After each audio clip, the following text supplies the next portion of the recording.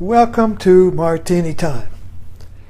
Well, I didn't really have anything to talk about, but and then suddenly I thought about just my default, my fallback is Avatar. I haven't, when that came out, I think I saw it 3 times.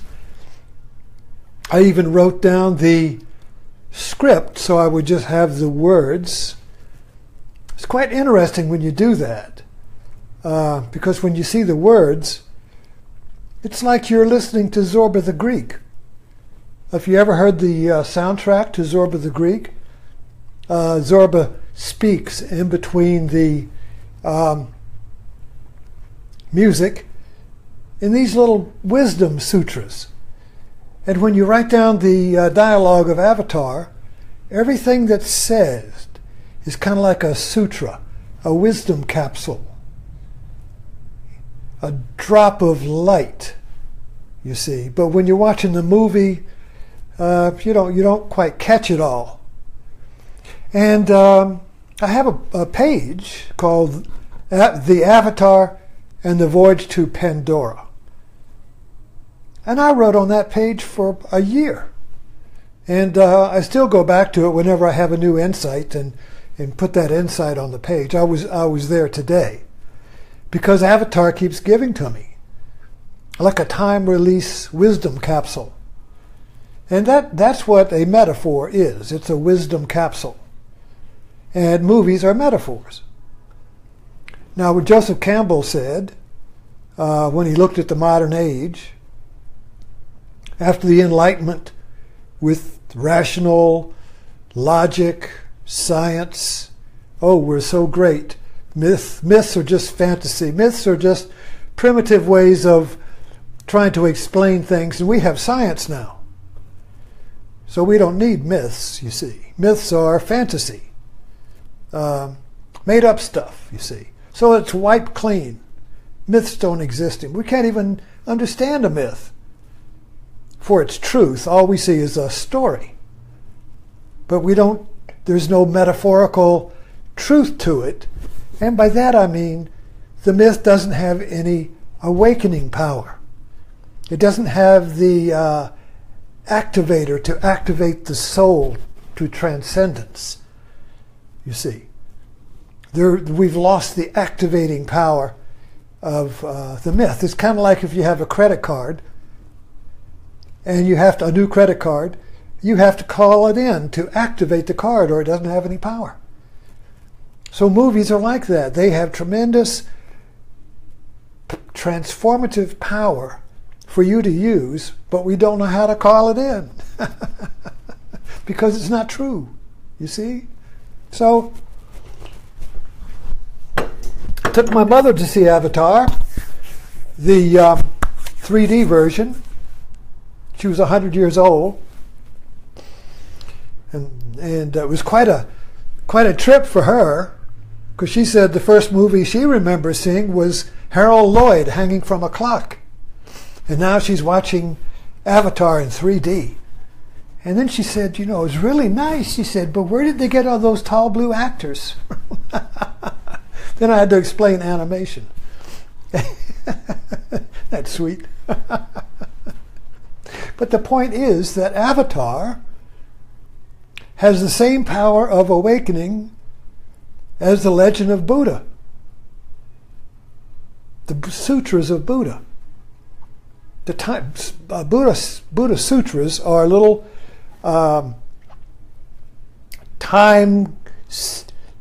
time-sealed wisdom in a time capsule, so that at any age you can open them up and they'll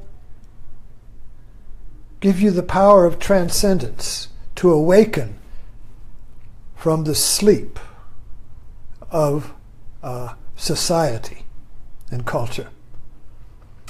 So Avatar is a dream to wake up from the dream to.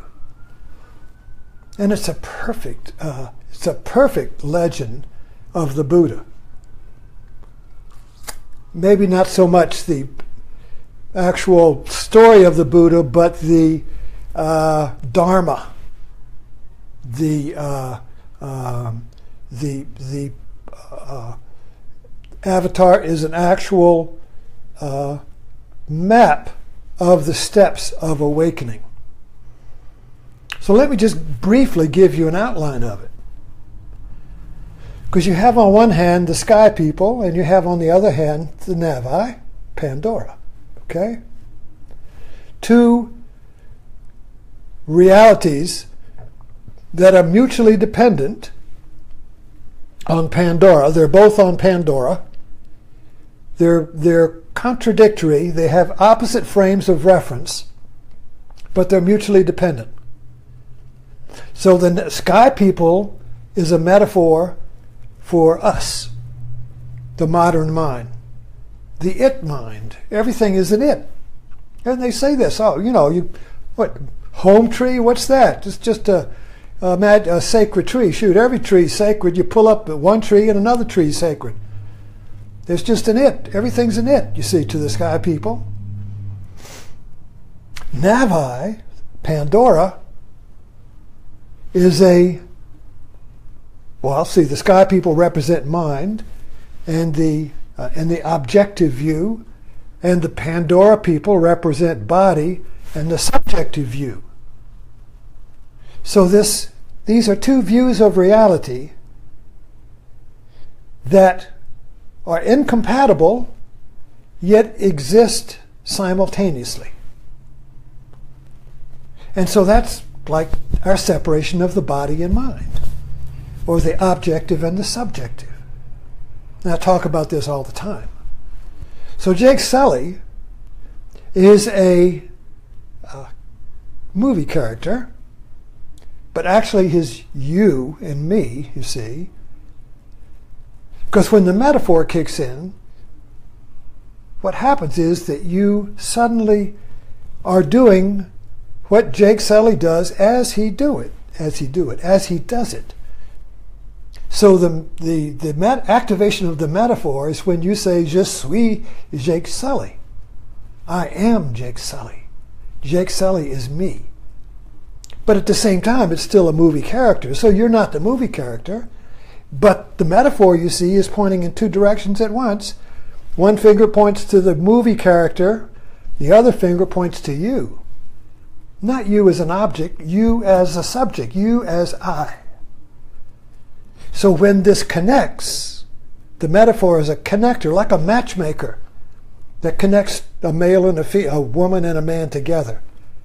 So the metaphor connects the fact, the movie fact, Jake Sully in a movie, and you as a subject. Jake, object and subject, you see. The metaphor connects you as subject with the object. And it puts them together so that you can experience them or know them simultaneously and hold the two opposites together. The metaphor holds the two contradictions, the dissonance together simultaneously, like a battery.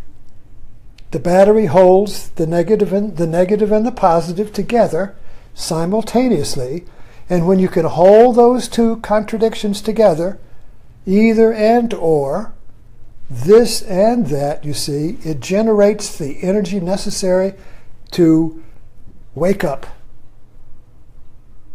And that was the end of the movie.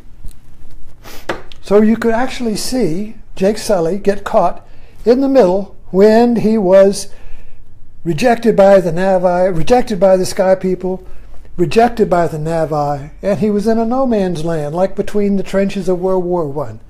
And he said, I don't know whether the sky people reality is real or Pandora is real. It's kind of like when you wake up from a powerful dream and there's a little intermediate zone there where you're not quite sure if the dream was real and waking up is not real, or waking up is real and the dream is unreal. There's a moment where you don't know.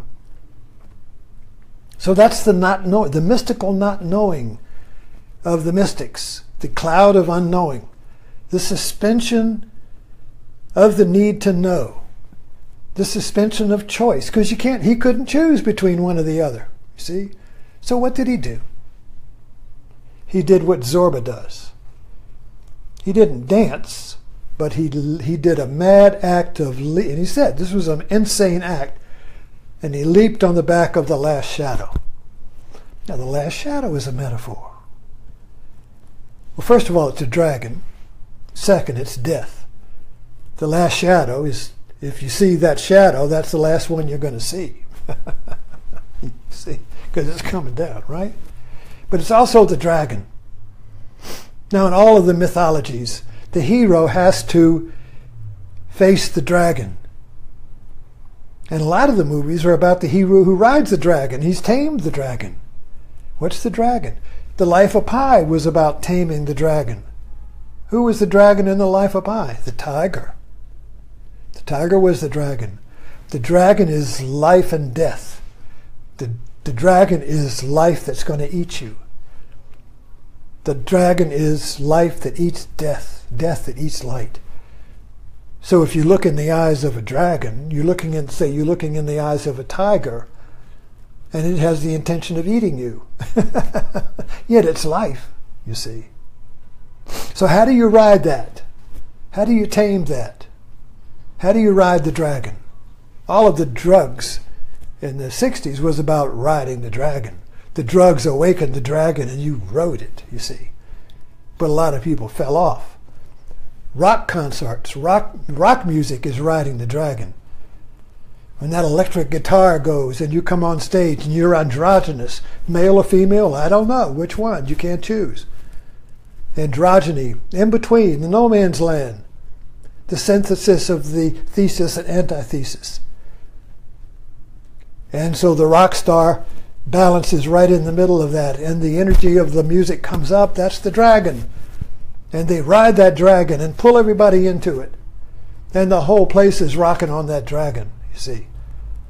Some rock stars succeeded in riding the dragon, like Mick Jagger, and many fell off, like the Doors. The dragon ate them, you see. So riding the dragon is a balancing act.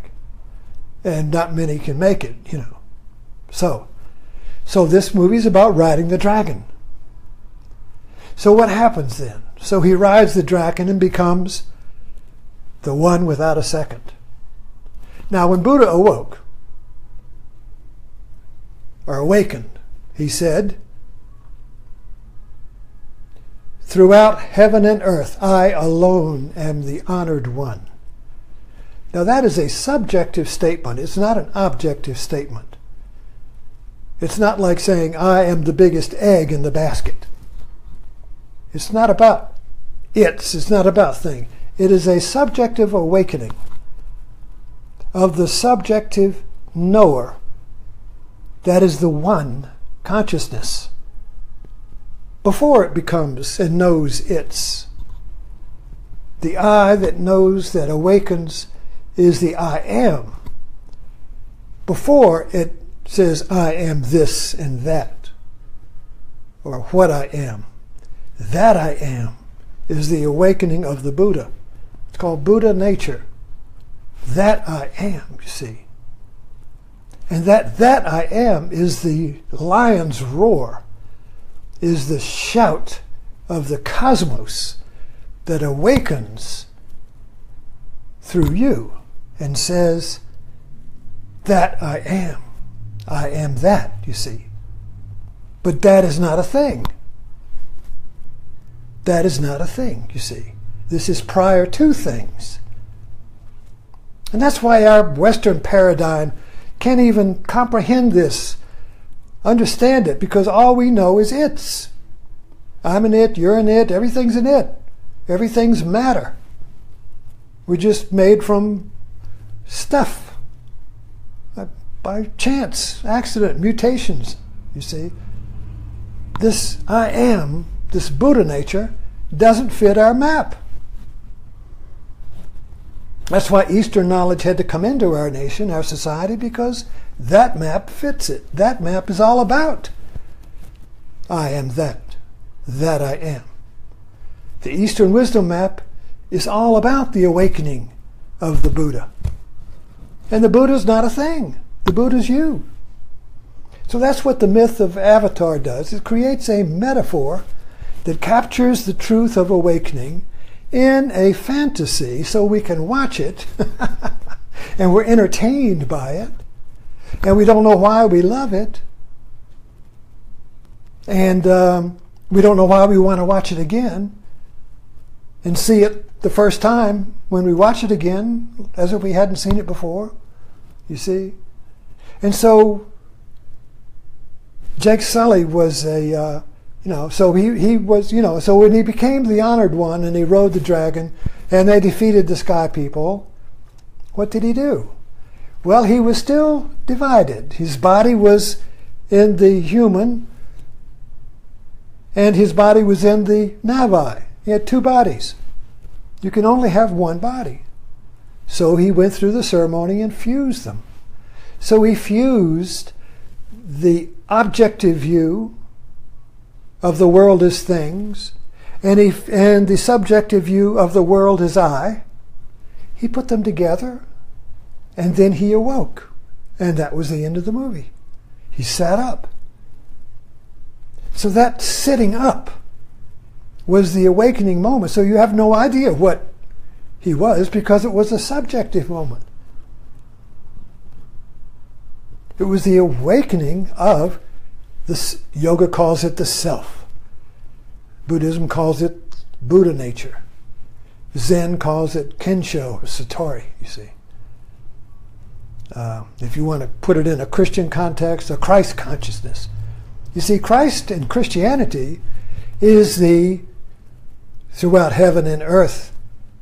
I alone am the honored one. That's the Christ. But what we do is say, well, only Jesus can do that because he was God, but we can't. And that's the difference between what happened to Christianity and what happened to, and the way Buddhism is. The Buddha nature says, well, everybody's a Buddha nature, you wake up. And you can't do it in a crowd. You have to wake up individually, you see. So both Jesus and Buddha were both awakened. They were both the honored one. But one system says everyone has Buddha nature. Wake up. And the other one, as a belief system, says, well, only Jesus could do that because only he could say, I am the Father of one. If you say it, you're like a hypocrite or Antichrist or something. You see? Who do you think you are, Jesus? But that's viewing everything in the objective world. You're an it, and an it can't be Jesus or Buddha. You see? So from the viewpoint of the objective viewpoint, mysticism, yoga, meditation, Buddhism, Zen, Sufism, all of these mystical traditions don't make any sense. So the teachings that come to us from these non-dual systems are all subjective teachings. They're all teachings from the inside, not looking at it from the outside as an it, but knowing it as the teaching. So you know the truth of Buddha as the Buddha. You know the truth of Jake Sully and Avatar as Jake Sully. Not about Jake Sully. Oh, that's interesting intellectual knowledge. No. It's awakening knowledge. So a myth is a metaphor to wake up by. But you have to see the metaphor as a paradox that contains two contradictory views simultaneously. And if you can contain those views in yourself simultaneously, that generates a energy to suddenly break free, to suddenly break out. And I talked about this morning, to crack the egg of objectivity and say, I am, you see, I am alive, I am being itself. Not outside of being looking at it, I am being. I am the cosmos. And a lot of people get hung up in this, say, oh, well, I'm God. Well, no, they're not God because that's an it. See, even God, so anyway, it's the view that we get screwed up in, because we see everything objectively and we try to put everything into that view, and then we look at it from the outside of it, you see, and that's an ego fixed point of view that is outside of reality, looking at experience so it can calculate and judge it and say that's good, that's bad, and a moral view or a rational view or a logical view. Well, those two can't be the same, you see. So this prevents this. We're hypnotized by this objective view, and it prevents us from seeing the mystical and the metaphorical view that is transformative when you see it. If it doesn't transform you, you haven't seen it. If it hasn't awakened you, you haven't seen it. If it hasn't changed your life, you haven't seen it. Truth changes your life. Truth transforms you. Truth is not intellectual information. Truth does not enhance your status. Truth does not give you information to debate with. Truth is not added to you. Truth is transformative, and so truth is subjective. Now there's objective truth, which we need to make stuff. But to awaken, objective truth doesn't help. It becomes an obstacle. And movies now have become our new mythology. This is what Joseph Campbell said would happen.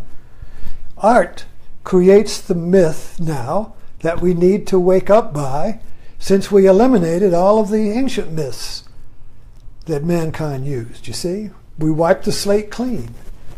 So now we have to have myths to wake up by, and we fairy tales,